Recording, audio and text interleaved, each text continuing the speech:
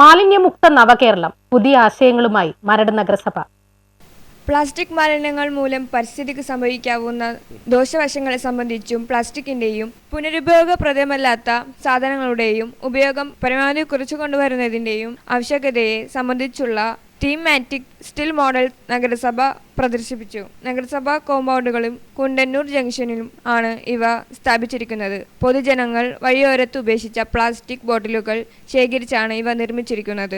നഗരസഭയുടെ ആരോഗ്യ വിഭാഗത്തിന്റെ നേതൃത്വത്തിൽ കണ്ടിജന്റ് ജീവനക്കാരാണ് നിർമ്മാണത്തിന് നേതൃത്വം നൽകിയത്. പ്ലാസ്റ്റിക് ഉൾപ്പെടെ പാഴ്വസ്തുക്കളുടെ ക്രമാതീതമായ ഉപയോഗം മൂലം ഭാവിയിൽ ശുദ്ധജലത്തിൽ പോലും പ്ലാസ്റ്റിക് അംശങ്ങൾ കണ്ടു തുടങ്ങുമെന്നും അത്തരമൊരു സന്ദേശം ഉൾക്കൊണ്ടാണ് കുടിവെള്ള പൈപ്പിൽ നിന്ന് പ്ലാസ്റ്റിക് വരുന്ന രീതിയിലുള്ള ഇൻസ്റ്റലേഷൻ സ്ഥാപിച്ചിരിക്കുന്നത്.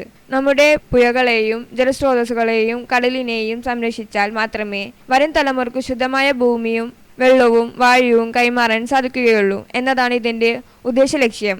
എൻ്റെ മരട് ക്ലീൻ മരട് എന്ന ആശയം പ്രവർത്തന പദത്തിൽ എത്തിക്കുക എന്ന പ്രതിജ്ഞാബദ്ധമായ ദൗത്യമാണ് നഗരസഭ ഏറ്റെടുത്തിരിക്കുന്നതെന്ന് ചെയർമാൻ ആന്റണി ആശാൻ പറമ്പിൽ അറിയിച്ചു. News bureau, Maradu.